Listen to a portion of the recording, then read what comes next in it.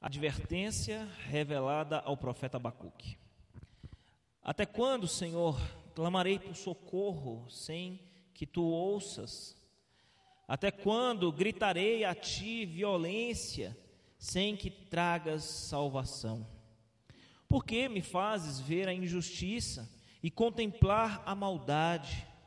A destruição e a violência estão diante de mim, a luta e o conflito estão por todo lado. Por isso, a lei se enfraquece e a justiça nunca prevalece. Os ímpios prejudicam os justos e assim a justiça é pervertida. Olhem as nações e contemplem-nas, fiquem atônitos e pasmem, pois nos dias de vocês farei algo em que não creriam se lhes fosse contado. Estou trazendo os babilônios, nação cruel e impetuosa que marcha por toda a extensão da terra para apoderar-se de moradias que não lhe pertencem. É uma nação apavorante e temível que cria a sua própria justiça e promove a sua própria honra. Seus cavalos são mais velozes que os leopardos, mais ferozes que os lobos no crepúsculo. Sua cavalaria vem de longe, seus cavalos vêm a galope, vêm voando como ave de rapina que mergulha para devorar. Todos vêm prontos para a violência, suas hordas avançam como o vento no deserto, e fazendo tantos prisioneiros como a areia da praia. Menosprezam os reis, zombam dos governantes, eles riem de todas as cidades fortificadas, pois constroem rampas de terra e por elas as conquistam. Depois passam como o vento e prosseguem, homens carregados de culpa e que têm por Deus a sua própria força. Amém? Queridos, nós começamos na semana passada falando a respeito do pano de fundo desse livro. Vimos que o contexto histórico em que o profeta Abacuque ele profetizou está ali presente no segundo livro de Reis, capítulo 23, final do capítulo 23, início do capítulo 24. Um período onde Judá foi governada assim que Josias estava promovendo uma grande reforma espiritual na nação. O faraó Neco, do Antigo Egito, entrou em um conflito, um confronto, num campo de batalha com os assírios. Josias inventou de montar no seu cavalo junto com o seu exército e partir para uma guerra, para um enfrentamento com o faraó Neco, o que ocasionou na sua própria morte.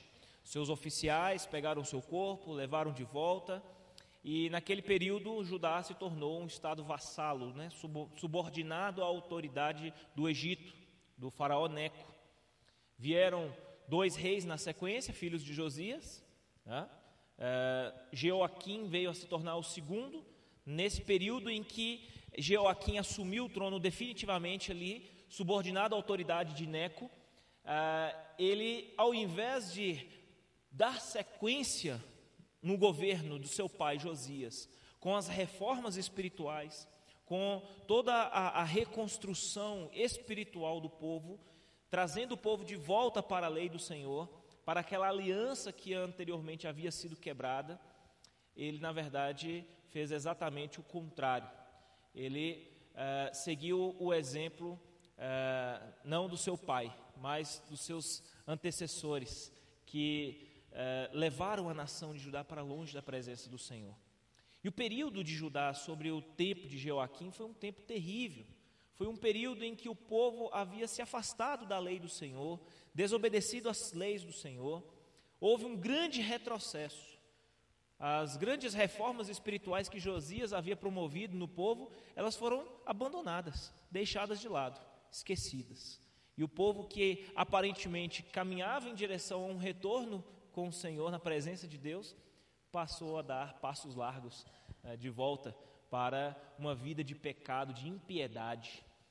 A situação começou a se tornar tão deplorável, irmãos, no cenário de Judá, que o Senhor Deus decidiu agir em relação a isso. Mas até que o Senhor Deus decidisse fazer alguma coisa em relação aos pecados da nação de Judá, Abacuque, como profeta do Senhor, se via nesse cenário terrível, nesse cenário de completa desesperança.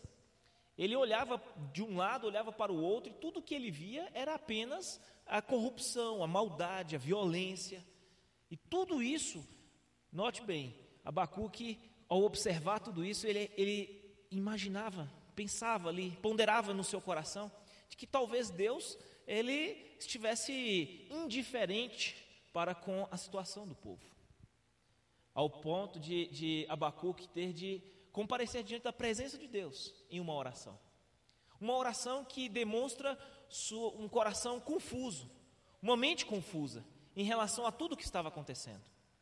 Veja como o livro ele começa: até quando, Senhor, clamarei por socorro sem que tu ouças? Até quando gritarei a ti violência sem que tragas salvação? Abacuque, ele olhava para a realidade do povo de Judá, para o distanciamento da lei do Senhor, para os pecados, para a corrupção, para a violência, para toda a imoralidade, todo o pecado presente no meio do povo. Abacuque olhava para aquilo e ficava se perguntando: até quando esse pessoal vai viver no pecado desse jeito e Deus não vai fazer nada em relação a isso? Por que Deus me constituiu profeta, me colocou no meio desse povo aqui, e Ele me permite contemplar toda essa maldade, toda essa corrupção, toda essa violência, esses pecados praticados no meio do povo, e Ele aparentemente vai ficar ali sentado no seu trono, de braço cruzado, não vai fazer nada em relação a isso? E essa era a confusão que o profeta Abacuque ele estava enfrentando naquele momento. Uma aparente inércia da parte de Deus, de não fazer absolutamente nada diante dos pecados da nação, do povo dele. Abacuque, ele olha para a realidade do povo, irmãos, e a realidade do povo choca. Ele fala assim: como que um povo que conhece a palavra de Deus, conhece os caminhos do Senhor, conhece as leis de Deus, simplesmente dá as costas para o Senhor, dá as costas para a palavra de Deus, um completo destemor, e mergulha num abismo profundo de maldade, corrupção, violência? E é nesse momento que Abacuque ele decide buscar a Deus. E ele busca a Deus numa oração um tanto quanto ousada, né? Porque havia uma confusão no coração de Abacuque, havia uma falta de entendimento do que realmente Deus estava fazendo, ou pelo menos do que Ele não estava fazendo, né? E ele busca ao Senhor, questionando o Senhor. Ele expõe a sua confusão, a confusão no seu coração, através de questionamentos sinceros. Esse tipo de oração inicial que Abacuque faz aqui no capítulo 1, é um tipo de oração que talvez muitos de nós iríamos ponderar antes de fazer, né? Quem de nós teríamos coragem, né, de fazer uma oração semelhante a essa que Abacuque fez? Como tantas outras, né, que Davi também faz. Senhor, até quando, Senhor? Né? Esse tipo de questionamento parece ser um tipo de questionamento ousado, né, audacioso, alguém que aparentemente demonstra não haver nenhum tipo de temor ou respeito a Deus, né? Abacuque ele foi muito mais além do que uma oração ousada, audaciosa, uma oração corajosa, né, expondo a dúvida e o questionamento do seu coração diante de Deus. Ele foi muito mais além. Ele coloca em xeque aqui se Deus de fato ele teria ou não interesse em fazer alguma coisa em prol do seu povo. Será se Deus realmente ele se importa com o povo dele? Porque Deus ele teria escolhido um povo para si, se dado o trabalho de se revelar a ele, estabelecer uma aliança, um pacto, para que diante de uma fraqueza, de um distanciamento desse povo, de uma quebra desse pacto, dessa aliança, Deus simplesmente Desistiria deles? Daria as costas para esse povo? Não se importaria mais com eles e os entregaria à sua própria sorte? Abacuque sabe que se Deus ele determinasse no seu coração ser indiferente para com a humanidade estaria irremediavelmente condenada. Abacuque sabia que enquanto Deus demonstrasse algum tipo de preocupação para ir em busca de um coração perdido, extraviado em seus próprios pecados, enquanto Deus ele se preocupasse em fazer alguma coisa, ainda que de forma dolorosa, sofrida, mas era sinal de que ainda haveria esperança para esse povo. Agora, se Deus resolvesse simplesmente não fazer absolutamente nada, simplesmente resolvesse dar as costas para esse povo e entregá-los à sua própria sorte, isso era sinal de completo desespero.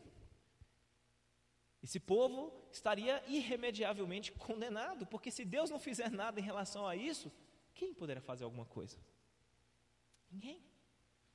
Por isso, Abacuque, ele se volta diante do Senhor, nessa oração questionadora, nessa oração ousada, expõe a confusão do seu coração, da sua mente, dizendo: Senhor, o povo está mergulhado no pecado, o povo está entregue às suas próprias paixões, há muita violência, há muita imoralidade, há muito pecado, e o Senhor, até quando o Senhor vai ficar aí parado sem fazer nada?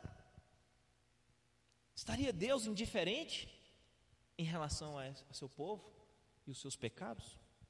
Ele prossegue, olha só, além da indiferença que Abacuque acusa Deus, por assim dizer, Abacuque está acusando Deus de indiferença. Deus, o Senhor está indiferente para com o seu povo e os pecados que eles praticam. Ele acusa o Senhor também, além da indiferença, ele acusa também de uma insensibilidade para com a injustiça no meio deles. Ele prossegue dizendo: olha, por que, Senhor, me fazes ver a injustiça e contemplar a maldade? A destruição e a violência estão diante de mim, a luta e o conflito está por todo lado. Ele está dizendo: Senhor, além de o Senhor estar indiferente para com o pecado, a corrupção e a maldade desse povo,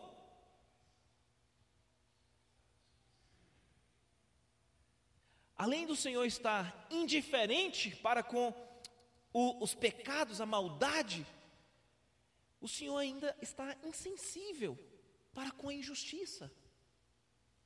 O povo está praticando a maldade, cometendo injustiças atrás de injustiças. O povo está mergulhado nesse mundo de trevas e o Senhor está aí parado. O Senhor me permite contemplar tudo isso? Aonde está o Senhor nessas horas? Irmãos, vamos fazer um parêntese aqui e meditar um pouco sobre a essência dessa oração. Nós, por muitas vezes, ao longo da nossa vida, lidamos com situações à nossa volta que nos trazem algum tipo de confusão, não é verdade?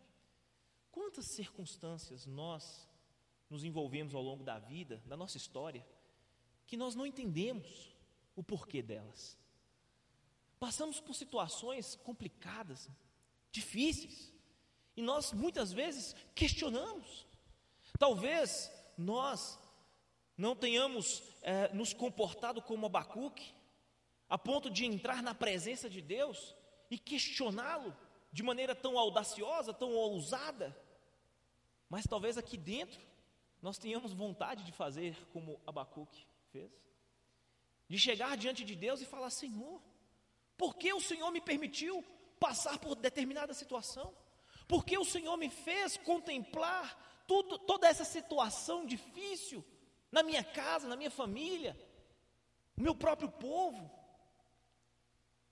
Aonde está o Senhor no momento em que essas coisas estão acontecendo? São questionamentos profundos, são questionamentos reais, que todos nós, em algum momento, cedo ou tarde, acabamos lidando com eles.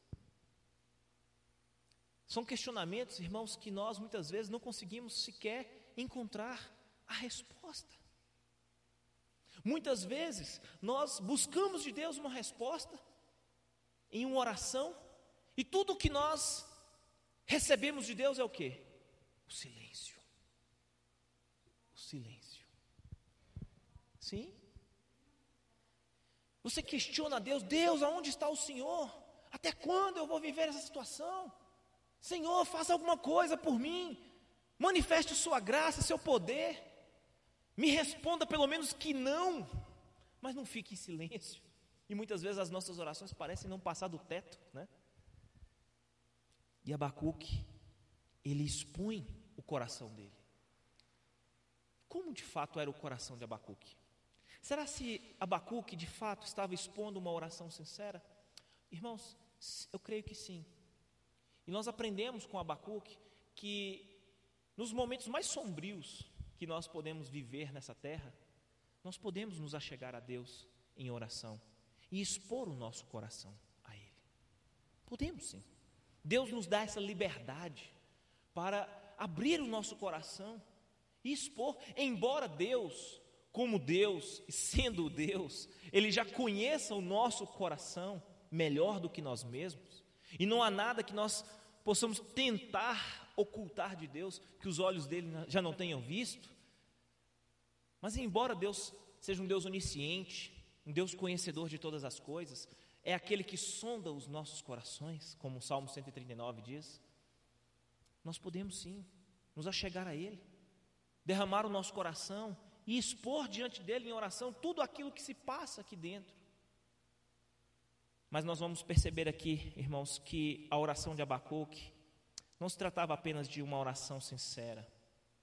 Abacuque, ele de fato não compreendia a maneira de Deus agir. E isso é algo que é muito importante para nós. Enquanto servos de Deus, enquanto filhos de Deus, precisamos conhecer a Deus profundamente. Precisamos saber de fato quem é Deus.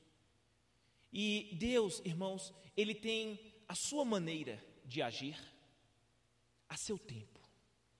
Sempre o Senhor Deus está agindo no mundo, na história, mas tudo o que Ele faz a seu jeito e a seu tempo. Precisamos apenas confiar nos métodos de Deus, na maneira de Deus agir, na maneira de Deus fazer determinadas coisas. Precisamos confiar nos métodos de Deus. Abacuque, ele não entendia. Abacuque chegou ao ponto, irmãos, de responsabilizar Deus por tudo aquilo que estava acontecendo. Veja só, o versículo 4. Quando ele diz assim no verso 2: até quando, Senhor, clamarei por socorro sem que tu ouças? Até quando gritarei a ti violência sem que traga salvação? Depois ele diz assim no verso 3: por que o Senhor me faz ver a injustiça e contemplar a maldade? A destruição e a violência está por todo lado. E aí no verso 4 ele diz: por isso a lei se enfraquece, por isso a justiça nunca prevalece, por isso os ímpios prejudicam os justos, por isso a justiça é pervertida. O que ele está querendo dizer com isso? Deus é o culpado. É porque o Senhor está aí parado sem fazer nada. É por isso que o Senhor está aí e eu estou clamando ao Senhor e o Senhor não me responde, que as coisas estão indo de cada vez de mal a pior. Abacuque chega ao ponto de responsabilizar Deus, de dizer assim: Deus, tudo que está acontecendo aqui é culpa sua, porque o Senhor não faz nada direito. Tudo que está acontecendo aqui é porque o Senhor fica aí parado e não faz nada. Olha, parece que a criatura assumiu o lugar do Criador, né? Se colocou no lugar do Criador. Abacuque está querendo dar lições a Deus, dizendo a ele: Deus, mas que incompetência é essa? O Senhor está parado e não está fazendo nada, o Senhor está vendo as coisas acontecer, o Senhor não vai fazer nada não? Olha o que a sua indiferença e a sua insensibilidade está levando as coisas a acontecer, está piorando mais. Cada dia que passa, a cada segundo que o Senhor fica parado e não faz nada, o negócio piora cada vez mais. E aí de repente Deus responde à oração de Abacuque, né? falei, Abacuque, espera um pouquinho. Deixa eu te falar aqui uma coisa. Diga a todo mundo, exponha a todas as nações, eu estou para fazer uma coisa no meio de vocês. Eu vou agir. Se é por uma questão de ação que você está me cobrando, então entenda uma coisa. Eu vou fazer algo inexplicável. Algo que, se vocês contarem às outras pessoas, elas jamais acreditariam. O que Deus quis dizer com isso, né? Ele quis dizer assim, olha, aquilo que eu vou fazer no meio de vocês, pelo nível de entendimento que você está tendo daquilo que é da minha parte, que deveria eu fazer, né? Não, Deus sendo Deus, Ele deveria agir dessa determinada forma. Qualquer coisa diferente disso, não deveria ser parte dele. Mas Deus está dizendo, olha, eu vou fazer de uma forma que não é do jeito que vocês estão pensando. Eu vou surpreender vocês. Eu vou usar um método diferente. E os meus métodos não casam com as suas expectativas. Aquilo que Deus estava para fazer não iria casar absolutamente em nada com as expectativas que Abacuque tinha, daquilo que Deus deveria ou não fazer. E ele diz, olhem as nações, contemplem-nas, fiquem atônitos e pasmem, porque nos dias de vocês farei algo em que não creriam se lhes fosse contado. Deus haveria de escolher uma nação, um povo, chamado ou conhecido como os caldeus, ou os babilônios. Um império que despontava no horizonte como uma potência e que estava emergindo no mundo antigo daquela época para assumir o controle mundial. Todos os impérios seriam derrubados e se prostrariam diante da autoridade do Império Babilônico. Os assírios seriam os primeiros a sucumbir diante de Nabopolassar, o pai de Nabucodonosor, né? E depois, posteriormente, Nabucodonosor, filho de Nabopolassar, haveria de assumir o controle final e total do mundo antigo. Os babilônicos, próprio Deus, na sua resposta a Abacuque, traz uma descrição minuciosa, detalhada, a respeito de quem eram. Em outras palavras, Deus estava para escolher um povo, um império ímpio, pecador, mas extremamente poderoso, e eles seriam escolhidos por Deus para serem a vara da disciplina do Senhor. Deus escolheria um império ímpio, perverso, pecador, idólatra. Como é que termina aqui? O verso 11, ele diz: passam como vento e prosseguem, homens carregados de culpa que têm por Deus a sua própria força. Ou seja, era um povo não só idólatra, mas adoravam o poder que tinham. Tem alguma tradução diferente? Final aí do 11? Tem por Deus a sua própria força?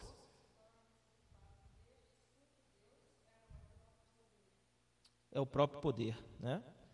Então, eles eram arrogantes, eles eram altivos, eles sabiam que eram poderosos o suficiente para derrotar e subverter qualquer nação, qualquer exército. Esse império ímpio, perverso, seria usado como a vara da disciplina do Senhor. E nós aqui aprendemos uma lição profunda, irmãos, de que Deus, Ele é o Senhor soberano da terra. O Deus criador dos céus e da terra, de todo o universo. Ele é o Deus que está sentado no alto e sublime trono, é o Deus que governa soberanamente o universo, e tudo está debaixo do controle e do poder dele. Inclusive uma nação, um império perverso, ímpio, pecador, mas extremamente letal, poderoso, serviria como instrumento, como uma ferramenta nas mãos de Deus, para castigar o seu povo, para punir o seu povo, para fazê-los perceber que eles não são absolutamente nada. Porque é exatamente isso que o pecado faz, irmãos. O pecado, ele não só nos leva para longe de Deus, mas nos leva para uma sensação de prazer, de conforto, como se a nossa vida nunca fosse acabar um dia, como se o dia de amanhã fosse a coisa mais certa do mundo. Nós nos sentimos tão bem, tão saudáveis, nada é capaz de nos parar. O pecado, ele nos traz esse anestesiamento de tudo. O nosso coração, ele vai se endurecendo e se tornando cauterizado, insensível. Nem sequer percebemos quão distantes de Deus e quão mal nós estamos atraindo para nós mesmos. É isso que o pecado faz. Deus, então, por sua vez, ele usa dos seus meios para quebrar o nosso coração, para nos conduzir a uma humilhação, e assim os nossos olhos possam se abrir e possamos cair em si e perceber a loucura dos nossos atos. Tenho recebido ao longo de anos testemunhos de pessoas que chegam diante de mim reconhecendo, falando: pastor, durante muitos anos eu decidi me afastar da presença de Deus, decidi abandonar o caminho do Senhor, a palavra de Deus, fui viver no mundo, vivi no pecado, e depois de tantos anos o Senhor Deus, na sua infinita misericórdia, Ele foi em busca de mim, mas não foi atrás de mim da melhor maneira. Muitas vezes tive de lidar com situações terríveis, sofrimento, dor, para que eu pudesse cair em si, para que eu pudesse perceber que tudo que eu estava fazendo era loucura. Aonde eu estava com a cabeça, no momento em que eu decidi abandonar os caminhos do Senhor e viver no pecado? Aonde que eu estava com a cabeça? Olhar para o Império Babilônico, marchando à largura da terra, com seus cavalos a galope, invadindo a cidade, tocando fogo em tudo, destruindo tudo, matando pessoas, levando famílias inteiras para o cativeiro. Um cenário de completo desespero, um cenário terrível, de dor profunda, de sofrimento. Olhar para tudo isso é enxergar a misericórdia, a graça, o amor de Deus. Como isso é possível? Como é possível olhar para circunstâncias tão trágicas, tão sofríveis, e ao mesmo tempo enxergar ali a misericórdia e o amor de Deus? É aquilo que eu disse. Se Deus, Ele fosse o tipo de Deus que Abacuque pensava no início do capítulo, um Deus completamente indiferente, insensível com a realidade de pecado do seu próprio povo, esse povo estaria irremediavelmente condenado, perdido.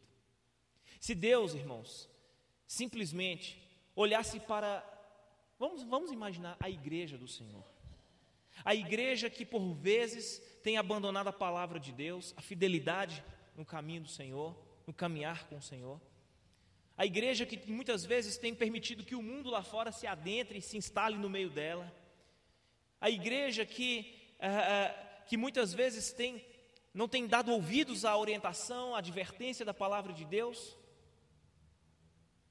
Se o Senhor Deus simplesmente resolvesse não fazer absolutamente nada, como Paulo aos Romanos disse, os entregou às próprias paixões infames, né? Se o Senhor Deus simplesmente nos entregasse às nossas próprias vontades, o que seria de nós? Se Deus simplesmente resolvesse não mover um dedo sequer em nossa direção e nos entregasse aos nossos próprios pecados, haveria esperança para nós? O que seria de nós? Sem dúvida nenhuma estaríamos irremediavelmente perdidos, condenados. Mas enquanto Deus estiver interessado em fazer alguma coisa, ainda que seja de forma terrível, ainda que seja de maneira dolorosa, é sinal de que ainda há esperança para nós. É sinal de que ainda há esperança para nós. se Deus ainda está interessado em disciplinar e purificar o seu povo, irmãos, a única certeza que nós temos de que um dia Jesus Cristo vai voltar a esse mundo para levar uma noiva santa, pura, imaculada, sem mancha, sem ruga, completamente preparada para as bodas. A única certeza que a gente tem que isso de fato vai acontecer é porque o Senhor Deus há de purificá-la nesse meio tempo. Há de purificá-la. Porque se o Senhor não a purificar, Ele não vai vir aqui para buscar uma noiva suja, manchada, completamente despreparada. O Senhor Deus há de purificar a sua noiva e prepará-la para o encontro com o noivo. Então, irmãos, talvez nós precisemos, nesse tempo, ouvindo uma mensagem, meditando na palavra de Deus, um texto como esse, talvez nós precisemos nos lembrar de que tempos difíceis, tempos de sofrimento, advindos sobre o povo de Deus, não são tempos para serem descartados como sem valor, sem importância nenhuma. Passar por um tempo de grande provação, de grande tribulação, olhar para a igreja do Senhor e vê-la trilhar um caminho de dor e sofrimentos no mundo, isso não é algo para se desprezar, ou para clamar a Deus e pedir: Senhor, tem misericórdia do seu povo, Senhor, livra-nos da dor e do sofrimento, livra-nos da perseguição, livra-nos de tudo isso de ruim que está acontecendo com o seu povo. Irmãos, talvez o tempo seja propício, adequado, dentro dos métodos de Deus, para que o seu povo seja de fato tratado, purificado. Nós sabemos que muitas enfermidades, muitos ferimentos são tratados com medicamentos que não são saborosos, né, irmão Zé Maria, que o senhor já teve farmácia há muito tempo, os melhores remédios não são talvez os mais gostosos, né? Alguns dizem que o mundo mudou desde que o metiolate parou de arder, né? Desde que o metiolate parou de arder, os dias são, o tempo, né? Na época que o metiolate ardia, que era um negócio que era bom mesmo, né? Depois que o metiolate parou de arder, que o negócio começou a desandar, né, no mundo, né? Então é assim, irmãos, nós precisamos reconhecer que haverá momentos que Deus precisará expurgar o mal, o pecado, o câncer, como uma espinha que precisa ser exprimida, para que aquele pus que está por baixo da pele, ele saia em erupção para fora, e ser expurgado, tratado. É preciso olhar para o cenário, irmãos. Quando nós muitas vezes olharmos para o cenário, vamos analisar aqui a ordem dos acontecimentos no capítulo 1 de Abacuque. Talvez você hoje possa olhar para o mundo, né? Olhar para a igreja e contemplar um cenário semelhante a esse que Abacuque contempla. Senhor, até quando o Senhor vai ver a injustiça dos homens, a corrupção, a maldade? Até quando, Senhor, o Senhor vai ver pai matando filhos, filhos matando pais, os governos, a corrupção, a injustiça? Até quando, Senhor, o Senhor não vai fazer nada? E aí Deus de repente decide responder a sua oração, dizendo: eu vou trazer meu juízo sobre todo o povo. Aonde os irmãos acham que Abacuque estava no momento que a Babilônia invadiu Judá? Estava do lado de fora dos muros assistindo lá, igual Jonas sentado na pedra esperando que o fogo caísse do céu? Aonde estavam os profetas quando os impérios invadiram e levaram para o cativeiro? Aonde você espera estar no momento que Deus vier trazer a vara da disciplina sobre o povo? Nós vamos estar aqui no meio, irmãos. Nós vamos estar no meio de tudo isso. Nós vamos ter que participar de tudo isso. E por mais difícil, doloroso que seja, irmãos, nós precisaremos descansar, confiar. E a mensagem de Abacuque vai nos apontar para isso, que o justo viverá pela fé. E nós vamos aprender isso. Nós vamos descobrir que, embora Deus esteja usando os seus métodos, por mais dolorosos e sofríveis que eles sejam, o justo, ele vai descansar e vai esperar pela salvação que vem do Senhor. Ele vai estar no meio de todo esse sofrimento, de toda essa dor, mas os olhos e corações estarão sempre voltados para confiar e descansar na justiça de Deus. Abacuque demonstrou um coração inicialmente confuso e apresentou os seus questionamentos a Deus. Deus respondeu à oração de Abacuque. Como os irmãos acham que ficou o coração de Abacuque depois dessa resposta, dessa primeira resposta de oração? Será que ele melhorou? Será que ele entendeu? Nós vamos ver na semana que vem, se o Senhor Deus nos permitir, como que ficou o coração de Abacuque.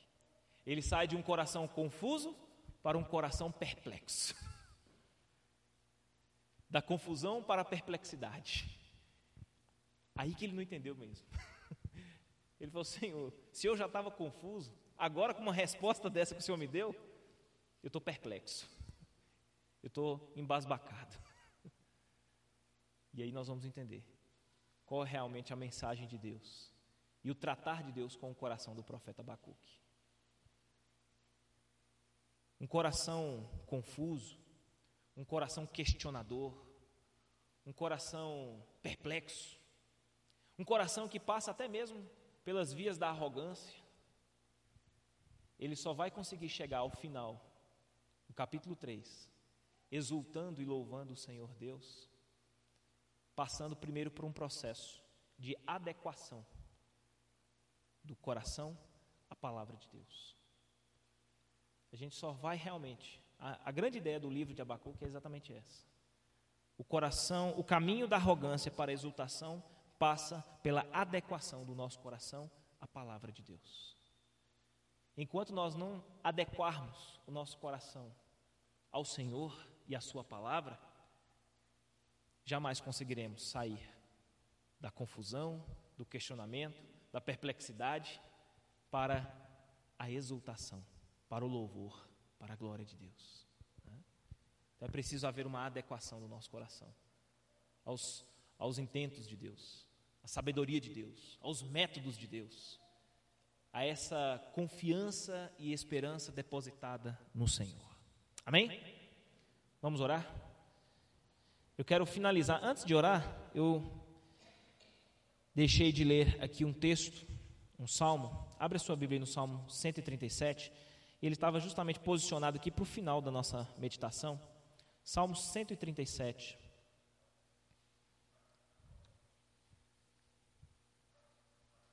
Eu gostaria de ler com os irmãos antes de finalizarmos, porque de fato faz parte desse contexto aqui. Salmo 137.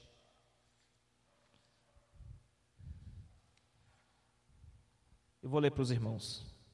Veja só aí. Esse salmo foi composto depois que o povo de Judá foi levado para a Babilônia, para o cativeiro. Depois que o povo já estava lá no cativeiro, esse salmo foi composto. Olha só. Junto aos rios da Babilônia, nós nos sentamos e fizemos o quê? Choramos com saudade de Sião. Ali nos salgueiros, penduramos as nossas harpas.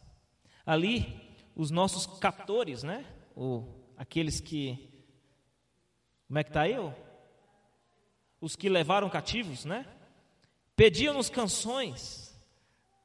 Imagina só, você está lá sentado na tristeza só, né? Na beira do rio da Babilônia, com saudade da sua terra, você foi levado de lá para a Babilônia, para o cativeiro. E o povo, os que levaram eles, né? Que aprisionaram os babilônios, chegavam assim: não, pega essa harpa que está pendurada na árvore aí, toca uma música para nós, né? Cantem para nós uma das canções de Sião. Olha só o verso 4. Como poderíamos cantar as canções do Senhor numa terra estrangeira? Que a minha mão direita definhe, ó Jerusalém, se eu me esquecer de ti. Que a língua se grude ao céu da boca, se eu não me lembrar de ti, e não considerar Jerusalém a minha maior alegria. Lembra-te, Senhor, dos edomitas, dos que fizeram e do que fizeram quando Jerusalém foi destruída, pois gritavam: arrasem-na. Os irmãos lembram de Obadias, né? Arrasem-na até os alicerces. Ó cidade de Babilônia, destinada à destruição, feliz aquela que retribuiu o mal que você nos fez. Feliz aquele que pegar os seus filhos e os despedaçar contra a rocha. Aqui há um sentimento de tristeza profunda do povo judeu. A Judá, que foi levada para o cativeiro, para a Babilônia, estava entristecida, estava angustiada, com saudade de casa. Mas antes que o Senhor Deus se levantasse contra ela e usasse a Babilônia como vara da disciplina, eles não estavam assim, né? Eles estavam vivendo no pecado, na maldade, na corrupção, como Abacuque gritou em sua oração, né? Violência! Até quando eu vou gritar violência?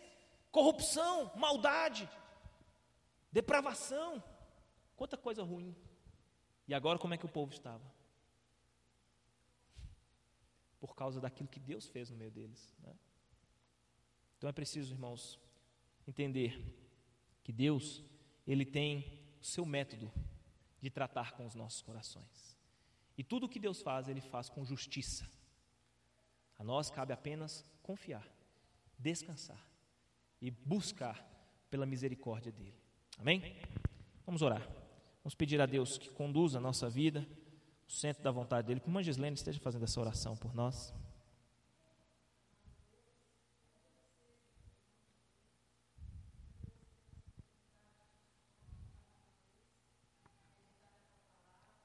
Amém. Amém, Senhor.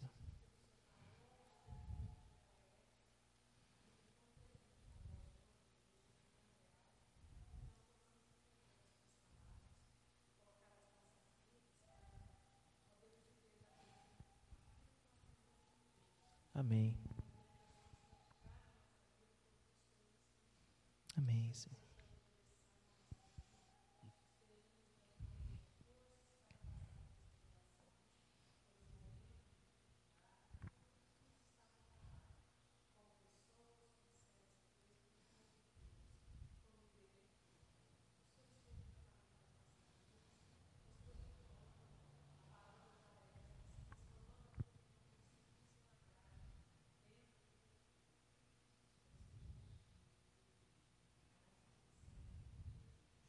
Amém, Senhor. Amém.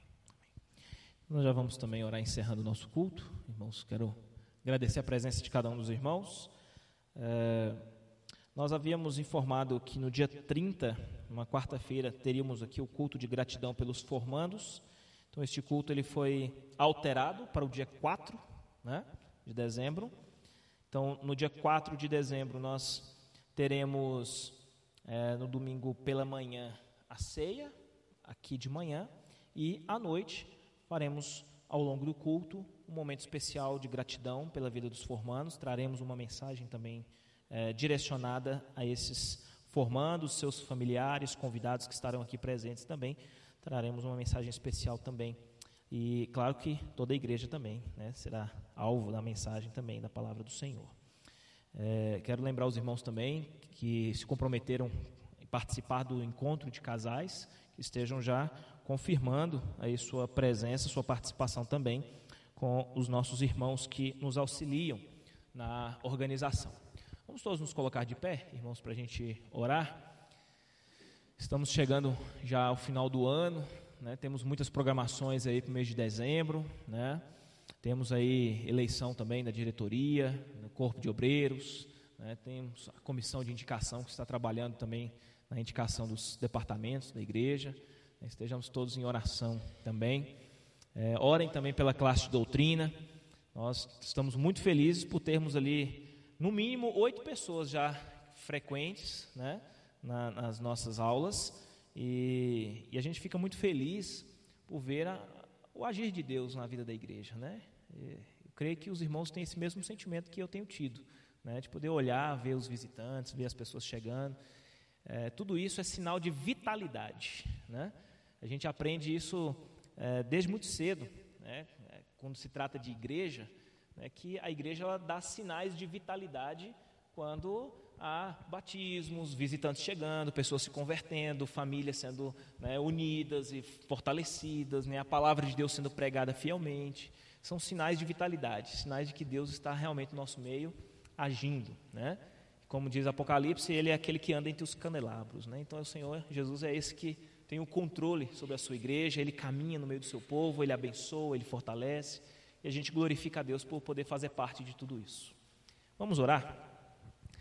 Pai, nós glorificamos e exaltamos o nome do Senhor, porque o Senhor nos concede privilégios, mesmo não sendo merecedores, não sendo dignos, mas o Senhor, meu Deus, nos acolhe por Tua graça, o Senhor nos abraça em Seus braços de amor, o Senhor derrama sobre nós as bênçãos do Senhor, meu Deus.